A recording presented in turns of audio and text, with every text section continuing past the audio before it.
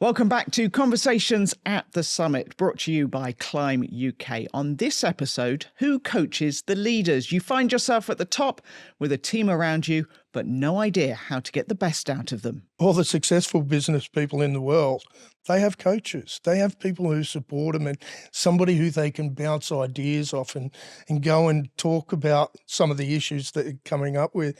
You know, you can't do it on your own. You need that support. But everybody can learn to be a good leader, and they do. They get thrown into positions and they're floundering and they're not good at it. That's when we've got to recognise that and put some support around those people. It's important that as leaders we know what makes people within our organisation tick and find out how we can pull that together to work collectively to make it stronger.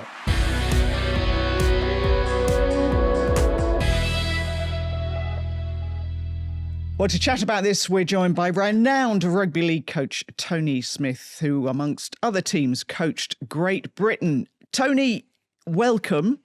You're now working in the business world. You've stepped away from sport. How are you finding it? I'm loving it. Yeah, I'm really enjoying it. I'm going to say I'm going to contradict your introduction. I'm an ex-rugby league coach now. Definitely. Yeah, you're done. Yeah, I'm enjoying what I'm doing, Tanya. You know, I really am. I'm still coaching, but just not a rugby league team. You know, and whilst I loved rugby league and still do, and I owe rugby league a lot, I've looked back on it and it was the coaching that I loved most. You know, I still like and love the game of rugby league, but I love coaching. I love coaching people and helping people improve and get better and reach their goals. And that's what the rugby league was, a vehicle for me. You know, it was something that I was able to do those things with players and staff and people within the sport. So, yeah, no, I'm finding ways of doing that outside the sport, and I'm you know, finding it very fulfilling and rewarding, and I'm learning loads, you know, and I think that's a great part of being a good leader, and is that you're always learning, and I've learnt so much more, and you know, about how to convey messages into business that can be applicable from sport. But I also did a fair amount of that early in my sporting career because I had a business background as well. Yeah, so I've known you for many, many years. I had no idea you'd spent 8 years in banking. Yeah, just about 8 years, not quite. But when I left school, I joined the ANZ Bank in Australia and went through the process of learning the banking business. And I got to a point where rugby league took over, and I was able to. But before that, I was doing both, you know, and managing as a player and also as a banker, which was a big part of my learning and a big part of the lessons that I learnt from business that I could apply to sport. And you know, often people look at sport to see what they can learn from sport and teams like that, and I actually did it the other way around. I learnt from my banking days and having a lot of people manage me, and I took a lot of the lessons of the good and the bad of that and applied that to the teams that I coached. And so I'm very grateful for, you know, my business background. It's quite interesting because a lot of times you'll talk to a player who's then gone on to be a coach, and you'll say, of the coaches that you work with, who did you take what from? But for you, was it actually from that banking as much as it was from the coaches that you work with? Absolutely both, yeah. And each one of them, the managers that I had in the bank, the people who led me in the bank, and my coaches in sport, whether they were good or bad, I was able to take the lessons from both, you know, and how not to do things and how to do things, you know. So you take the good and you get rid of some of the things that you felt didn't work for you, you know, to you. So I was always grateful, and it was a bit of my coping mechanism and built my resilience by, if I had a bad coach or a bad manager, I thought, I'm learning loads here. You know, it's not pleasant, but I'm learning loads for when I get a chance to lead people. So was that always in the back of your mind, even when you were playing, that you wanted to go on to be a coach? I think so. I think so, Tanya. I often describe my playing career. I wasn't very good, and I found a loophole. I found a loophole in professional sport, and it was to get the people around me to play well. If I could get them to play well, that helped me. So you were already coaching when you were on the field? Absolutely. I was coaching long before I retired, and it was probably the better thing. The only thing I was good at. There was a few things that I did okay in rugby league, but I wasn't a star performer, and I didn't have the capabilities of others, but I could communicate well, and I got to know my fellow players well, and I knew which strings to pull at the right times, and they used to say to me as a player, "You're not very good, Smithy, but geez, I love playing beside you," because I'd bring out some of the best in them. And throughout my career, I have an elder brother who's a rugby league coach. He's 13 years older than me. So I was able to go through my career watching him in coaching, watching him, do great things and some things that weren't quite applicable for me as well, that I learnt from him. But I had an insight into what coaching was about before I even retired. Most players retire or from their sport and then go into coaching.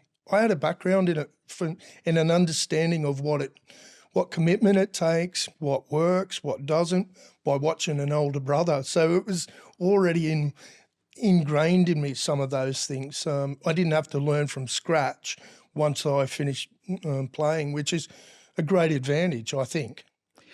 He is a renowned rugby league coach, your older brother. How difficult for you to follow, because you were always going to be compared? No, that was cool. I'm proud of him and he's proud of me, and we're different. We have different approaches and different ways of doing things. We've got some similarities too. There's certainly loads that I learned. He was terrific at developing coaches. He trained coaches to become coaches, head coaches. Whenever you worked for Brian Smith, which I did a couple of times, he wasn't just getting you to get the most out of his team immediately. He was preparing you to become a head coach one day, and instilling some of those lessons that we needed. And so very grateful for that. But no, there was no chip on my shoulder about having an older brother that had done it. I never had any of those sort of feelings. I was grateful to have those insights and to have somebody, so close to me that I could bounce things off. I could, ask questions. I could argue with, and debate things with. And that's always been there for me, which has been a great advantage for me. So when you first became a coach in that first job, what did you feel like in those early days? Do you remember? Yeah. I remember getting close to it and thinking, I'm ready. And I probably felt that for a year or two before I became a head coach. And then when it actually comes time, I'm not sure I'm ready now. You have those fears and you have those, I'm not sure how I'm going to handle some of that. And that's natural. But, I had some encouragement from him. I remember talking to him about it one day going, I think I've been ready for a year, but now it comes time for me to do it. I'm not sure. And he went, listen, you can stay and do your apprenticeship for so long, but sometimes you've just got to go and do it yourself. And there's things that you can't learn until you're in the job. So, and I get that now, and I got that soon after I took on my first job. There was a lot of things that you just can't prepare yourself for, but you've just got to do and find your own way through it, and have your own style and your own way. But I'm very, very grateful for, a lot of the learnings that I got from him and others, plenty of others too, that have helped me prepare for that first job. We're talking to a lot of founders on this podcast who, have had great ideas. They've managed to go and get the finance for them. They've gone through all the legal stuff. It's worked. And then suddenly, as it starts to scale up, they start to have people working for them. And that But that wasn't probably at the forefront of their mind. Are you talking to a lot of those people Absolutely. who've suddenly found themselves leading? I call them accidental leaders, and it happened particularly in my banking career. If you were good at something, you got promoted. So then you got put in charge of other people just because you may have been good at counting money, for instance. So, if you're good at that, they promote you, and then you were taking care of the people who were counting the money. Well, no preparation in how to lead people. I was just good at it, so you had to learn either the hard way on the job or somebody train you on how to lead. And, fortunately, I had a lot of people that I could learn from, both in the bank and took that time. Some didn't do that. Some just threw me into the deep end and I wasn't performing very well. The ones who actually put time into me and helped me lead people, well, that's where the benefits come from. But, for the accidental coaches that get promoted or find themselves in a position of, well, now I've got all this staff and I've never really had to deal with it before, there's so many ways that you can get help. And I talk about this, and this is what I do. I coach the coach. I coach those sort of people and help instill some of the things that I've found that do work and don't work, and people can bounce those sort of things off me now, But I used to be able to do that with either people within the banking system that I built up a rapport with that I knew I could go to and say, hey, listen, I need a bit of help here. Or, the coaching side of it, the rugby league side of it, Brian Smith plus others that I could go to and say, listen, this is all new to me. How do I deal with this? What about this situation? You build up a network of people. But, there's not many good business people out there now that don't actually have a coach. That's just, they have somebody that they go to. Look at all the successful business people in the world. They have coaches. They have people who support them and somebody who they can bounce ideas off and go and talk about some of the issues that they're coming up with. You can't do it on your own. You need that support. I suppose if you're leading in business and you're in the top job, you answer to shareholders, which is a bit of a strange one. You had an owner to answer to. Your early days at Huddersfield, it was a tough run. You went on a heck of a losing streak. 15. I wasn't going to name numbers, but yeah, it probably is etched in your memory. How did you, A, deal with that? And B, what was that relationship like above you? Because they have to trust you, I guess. Yeah, you've got to develop that trust. I'm all about, and my philosophy on coaching, I get judged when I was a rugby league coach. I get judged by people on the outside and people who hire me on whether we win or lose. I'm a bit different internally. I judge myself on whether I can get the people around me to improve. Get me individually and collectively. That's my gauge on my success. So during those 15 games, we were improving. We weren't winning. We lost 15 straight. That was, as a rookie head coach across from Australia in my first job, no wins, 15 losses. It was a period of time where my team were making progress. They were making progress, and it was evident for everybody to see. It's what kept me in my job. It's what kept me hired.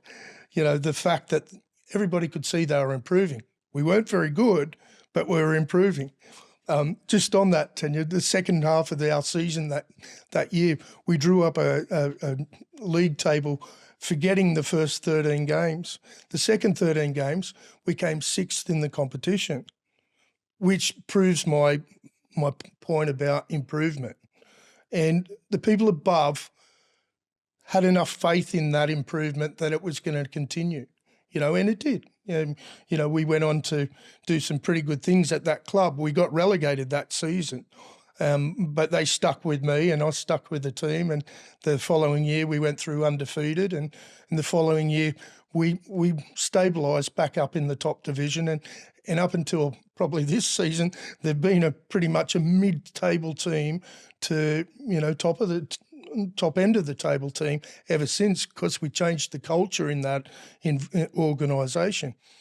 But what kept me going also, and I just want to get to this, during those 15 games, it was probably my most enjoyable season of coaching that I look back on. Yeah, I know it sounds remarkable, but it is. It was. It taught me a whole lot about leadership, and my remit was, what sort of coach do these players want me to be? So each one of these losses, each Monday morning, how did I come into work? Did they want somebody who was angry? Did they want somebody who was pessimistic? Did they want somebody who was blaming them? Or did they want somebody who was going to stand up there in front of everybody and say, hey, we're making progress here. Are you with me? Are we going to keep going together? Are we on this journey together? And it made me lead like a good leader should, I think. I made mistakes, don't get me wrong. I'm not saying it was all perfect and I was the perfect coach or anything. But I had to stand up and lead when it was tough. And it's all easy when it's the other way around. When things are going great, sit back and you don't have to lead so much. When it's tough, I had to make that environment where people had faith in what we're doing. We knew that we were making progress. Keep the positives coming, find the wins within the losses so people didn't lose heart, and build them up. And they grew with each other to the point where we were beating teams that we shouldn't have been beaten at the end of the year because we developed so much. It taught me a whole lot that year. Following year, I mentioned we went through undefeated. Didn't like that year much. It wasn't near as... I didn't have to be a stronger leader. I probably had to watch out for complacency and some of those sort of things when things are going well. But, I'm very, very grateful for that first year. It set me up for the rest of my career. You talked about going in and changing the culture, that was kind of part of the remit. What did that mean? What did you have to do to that culture, and what is a good culture? I've got three teams that I put them into categories of three teams. Dysfunctional teams, they blame each other, don't take ownership of their own performances or each other's performance or the teams. We've all worked in that environment. This isn't just rugby league I'm talking here. This is every organisation. Then there's a functional team where some of the people, most of them, care about their own performance and care about the team's performance. And I think most businesses are in those first two categories where, some of the people in dysfunctional, and we've all worked with them, just turn up because of the money. They need it. They don't really like the job. They don't really like each other much, but they do it because they have a need. The middle section is, most of them get on pretty good and everything's all, and it functions well enough. Then there's high performance teams, and I've only had a few of those, and I've only been part of a few of those teams. High performance teams, for mine, the definition is that they care about the team's performance, so the outcome of the team, but they care about each other's performance, not only their own, but each other's. They actually help one another get better. And that's when you find that, it's special. But it's hard, it's difficult to develop that. It's not easy, that's exceptional. And that's what we're always striving for. Me as a coach or me in business, I'm always striving for that exceptional. But it's hard to get to, it's hard to get people on board with each other. But it all comes to how the leader, develops people, how he supports people. It comes from the top. It definitely comes from the top. It's got to start there and filter back through. But it's when you value the people that you're working with and you get other people to value each other. Do you also, as a leader, need to value being challenged by those people? Absolutely. I wasn't a dictator as a leader. No way. I had so many players who were way better than me at rugby league, smarter than me at rugby league, and I'd be crazy not to tap into their insights. You know, I had people who could see things on the rugby league field that I could never see. So I'd be crazy not to tap into those and go, hey, come on, share what you're seeing there. You know, share that with us. You know, that bring that experience and bring that knowledge to the team. Absolutely. I was, you know, I try to create a safe environment for people to have disagreements, to challenge me and what we were doing, to challenge each other, make it safe. Challenging doesn't mean disrespecting each other. You know, it was always, and this is where I came in as a leader. Hey, love, challenge, just do it respectfully. Always do it respectfully. You know, if you do it in a disrespectful way, well, that's when I had to step in and make sure that the environment was safe for people to suggest things, to put things into the melting pot and throw ideas up. That was my job as a leader. But I certainly, you know, I prided myself on trying to incorporate everybody's ideas. I had some ideas of my own. I couldn't just let everything just flow along and would take on everything that was suggested. But we had to discuss that all, and that was a big, important part of, you know, I think, creating some high performance teams. And when it hasn't worked, when you've walked away and it's, you know, you've walked away, you've been sacked, you've had that in your career as well. What have you learned from that? When you've looked back, do you point the finger at yourself, or was it too big a job to try to change that culture? You can buy and sell players in a way that I suppose if you go into a business, it's a little bit trickier at times. Oh, it certainly comes down to me. And you know, listen, just on performances of my teams, whenever my team the teams that I've coached haven't performed well, that's my fault. That I take responsibility for that. I share that responsibility back as well to the group, but it was always my job to get my teams to perform at high levels. And if we were below that, that was my job. You know, I was responsible. So every performance or every loss that we had, I'm responsible for. When it all went well, they're responsible for it. I could sit back and say, "Oh, you're great, the team," and I meant that. You know, that's genuine. In terms of managing up and having people above you, we weren't always going to see eye to eye all throughout the career. But there's certain points that you've got to, as an individual, say, well, I believe in the people that I work for, or I don't.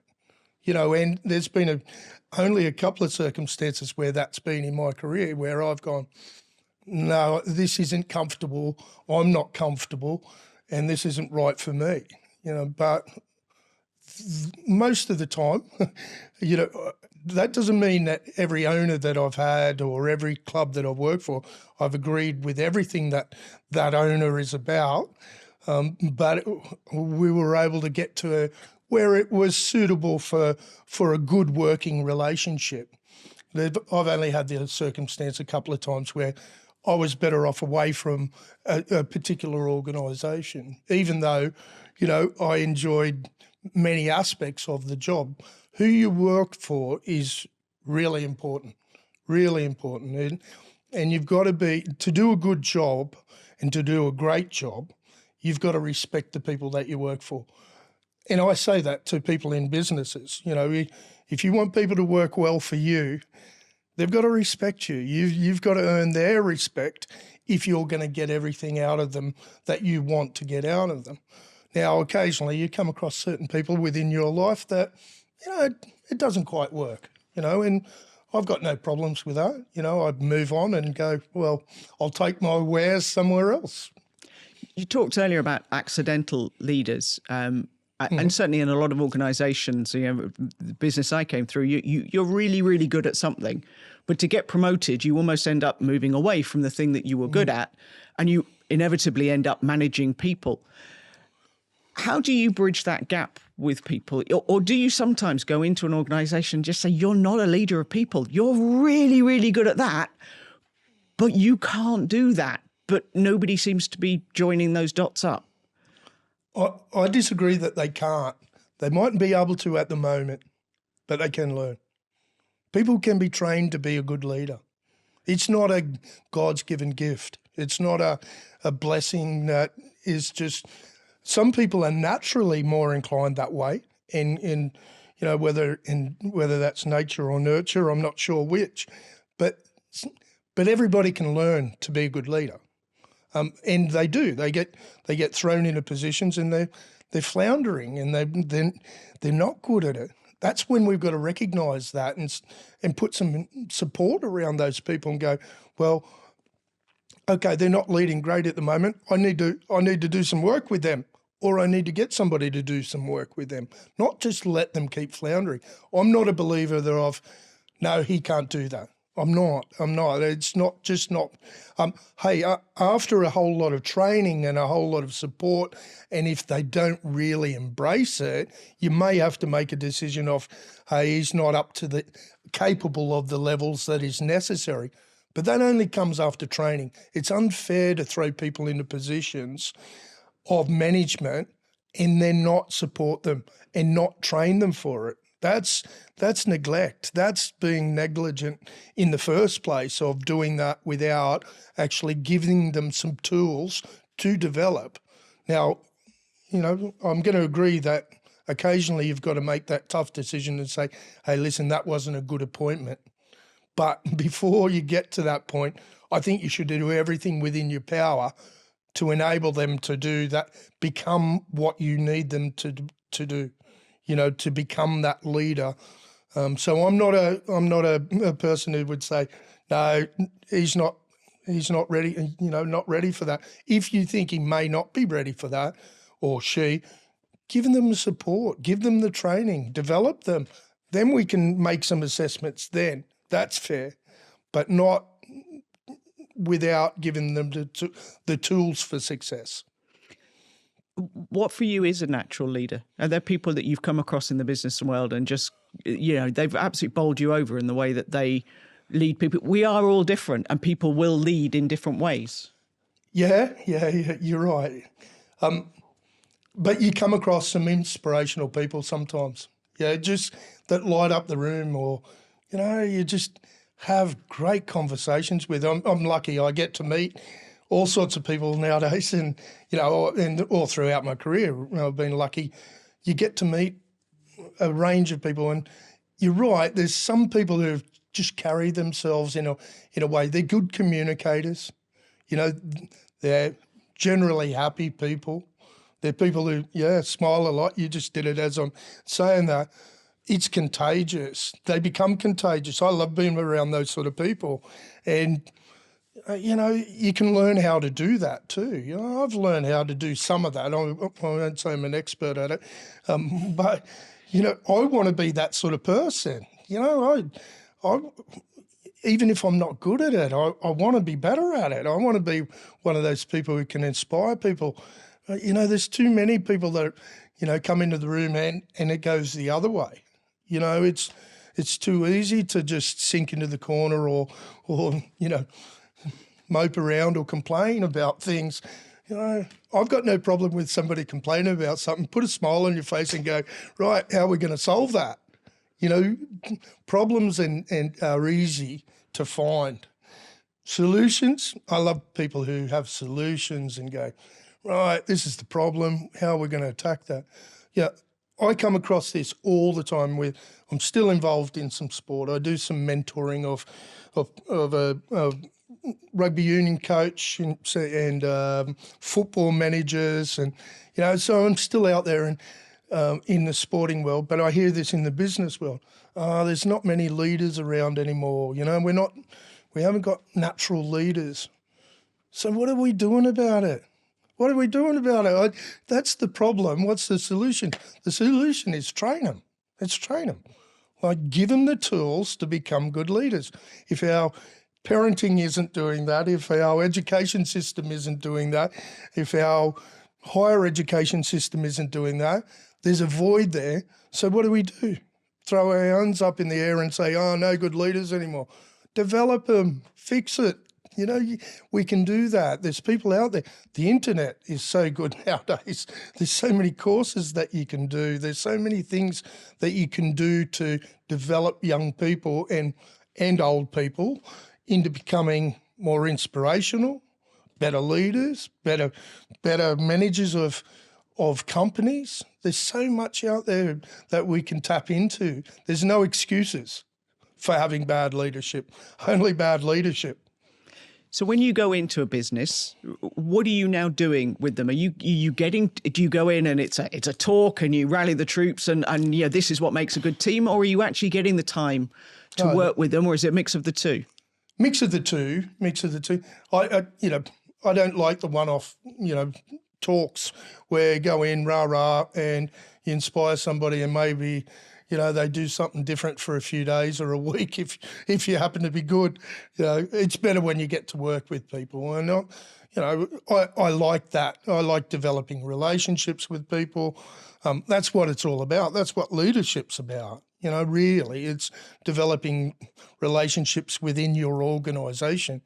And, I'll do some of those talks, and sometimes from those talks you get business. Somebody, you might inspire somebody in the audience, and then they come and they might say, hey, Tony, would you come and work for my business? And that is the part that I enjoy, the ongoing and the having a chance to work with somebody and develop them, or a group of leaders within their team. But it is part of the business as well to go out there and do some of those one-off sessions. But I don't find that as enjoyable or fulfilling.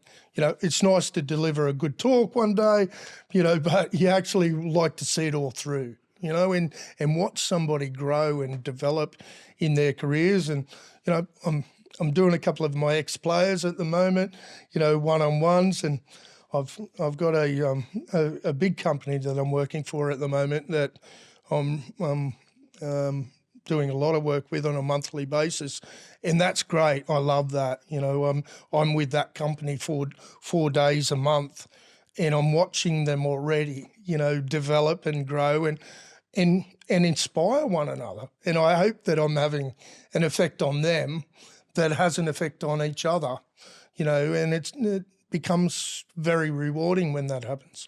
And when you talk about inspire each other, so you've come, sport, it's what it was. It was the dressing room, and you've got stats on performance, you've got stats on carries, on tackles, on all of that kind of thing. And you worked in one of arguably the best dressing rooms there was at the height of the Leeds Rhinos, with a whole host of players who are now leaders. When you go into a company, are you trying to get a nice level of competition with each other, because actually pushing each other is something, or is it just about getting them to learn from each other? Where's that overlap? Oh yeah, there can be competition, healthy competition within. That's no problem. But just getting them to develop respect for one another and to try and help one another, and how much more you can achieve when you do. When you're all pulling together as an organisation, not just individually, but when you pull together collectively within all the departments of an organisation, that's when the magic happens. That's when you get to high performance. So, yeah, I deal with a whole lot of people like that, and some of them are competitive people. That's great. It's knowing each individual, how they tick, what makes them tick, and getting them to know that within their own organisation. And if you're leading people, you need to know those things. You need to know what inspires people within the group. We're not all the same. We're all different. We've all got different whys, why we do things. And we need, as a leader, one of the big things that I always try to find out is what the ambitions of my players were. I wanted to know so I could help them achieve those ambitions. And that might be go to a bigger club, or it might be something beyond us. It might be go and play in the NRL, for instance. Well, so long as I knew, I could try and help them, You know, like, it's important that as leaders we know what makes people within our organisation tick and find out how we can pull that together to work collectively to make it stronger. But, you know, it's fascinating. You know, culture within an organisation is the personality of your business. So just like earlier when I was talking to you about, you know, people who inspire, same. Your business can inspire people, or it can be that damp squid that walks in the room. Honestly, and these are the lessons that I talk about and try and coach in business. When people walk through the office doors, what are they greeted with? You know, are they greeted with a good morning, hello, you know, without going over the top, but smiling? You can tell the culture very quickly. I can walk into most businesses and tell what sort of culture they got, whether they care about one another or whether they, you know, they're individually just there working in that functional team rather than, than the high performance team. It's easy to tell. It's easy to tell in businesses what their personality is, what their culture is. Yeah, so it's fascinating. I'm fascinated about how to develop it, how to improve it. You know, I'm going to say, for instance, Tanya, in sport, you try and create a culture of let's be better today than we were yesterday. So whatever we did yesterday, that's cool, that's good. Let's go to a new level. Let's get better than what we were yesterday. Whether it was a good day or a bad day, let's be better today. Tomorrow when we come in, we're going to try and be better than what we were today. We should be instilling that into our own businesses, you know, in the business world. Are we trying to make the environment better for people to perform so they can perform better than what they were yesterday? Are we actually thinking that way? Are we trying to create an environment and an atmosphere where people want to come into work and outperform themselves from yesterday? It's easy. It's easy. It can be hard. You can make it hard work, or you can make it easier and easier and easier for people to do that. But sometimes people don't think about that in business. They just come in and do the job. I've got 9 to 5 today, clock in, clock off. Go through the motions, go home. You know, can we make it where people come in and, hey, I want to outperform myself from yesterday. I want to get better than what I was yesterday. Oh, by the way, I might try and help him too and help her over there. Coming back to your players, again, you know, you've got performance stats, you've got things you can measure it on. I'm just thinking in a raft of business, and often the first person you meet is the receptionist, it's the person who's front of house. How do you persuade that person that they can outperform what they did yesterday? Because they'll probably say, well, I'm answering the phone, I'm enjoying it, but how do I perform better doing that? By recognising what they're doing to start with, you know, and just appreciating it. And if they're excellent at it, tell them they're excellent at it. You watch them, they'll get better. They'll get better at it. Honestly, if you assume that that's just going to keep going, you know, or if you notice that receptionist is a little bit down someday, hey, you're right, check in. Is there anything I can do to help you out? I've just noticed that you're not quite where you were yesterday. You know, is there something I can do to help you? Is everything fine? But even if they're excellent, just ask them, hey, you're doing an excellent job. How can you get better? How can you do your job better? Oh, they'll have an answer for you. Everybody will have an answer for you. You know, I haven't come across a player, and I've coached some excellent players who have reached their ceiling. Nobody feels like they've reached their ceiling. You know, so plenty of times I've said to players and, you know, who are performing, hey, wow, super game. Where are you going next? How far can you go? How far can you take this? You know, I want to be there to help you. When you go into a company, do you have a kind of, 5-point plan, or is it actually just a lot more complicated than that? There are some tools that you can use to make it simple and that you go through it. But I always go in and I listen to what the needs are and then adapt to that and ask the leaders what they think the issues are and ask some of the people within the organisation what they feel they'd like to strengthen. You know, there are people who run off a set program that they apply to each company. I like to adapt to each company. I like to find out what their pain is, what they feel they need, and then try and help them with each one of those things. So it's a bit different for me, but that suits my style of coaching. You know, that's why Brian Smith's style of coaching is different to mine. You know, I've got to find what works well for me and the people that I work with.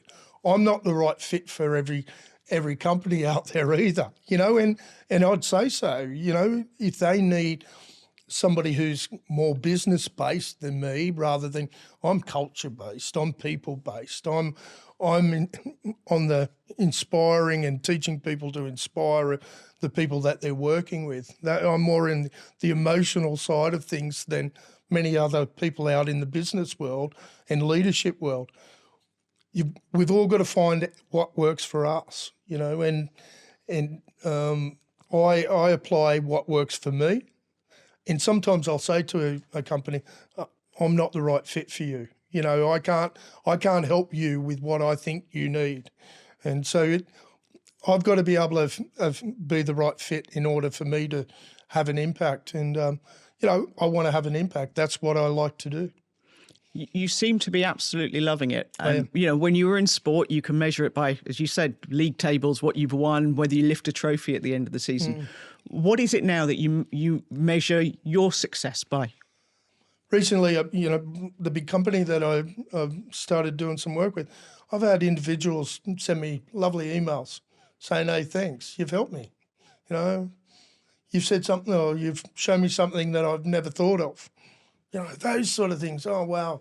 When you have impact on people's lives, I'm not sure that there's a greater thing that you can do, you know, is to help and have a positive impact on people. You know, the only thing that probably surpasses it when you do it in your own family.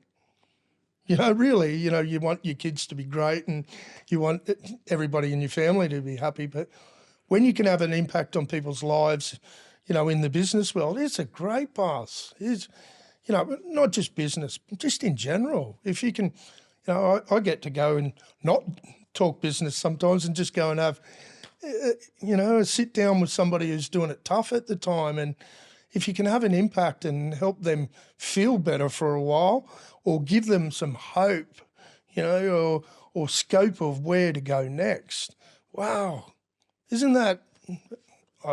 I kind of think that's why we're all on this planet, aren't we? We're supposed to be doing that with each other. You know, it's about having impact on people around. You know, I get a great buzz out of it. I get satisfaction out of it. It makes me feel good, but only if they feel good. They've got to feel good for me to feel good. So, you know, it's good fun. But that was where I got my buzz in rugby league too. You know, I bump into players that we've won trophies and we don't talk about the trophies. We talk about the relationships and some of the moments and some of the, you know, the hard times that we went through, you know.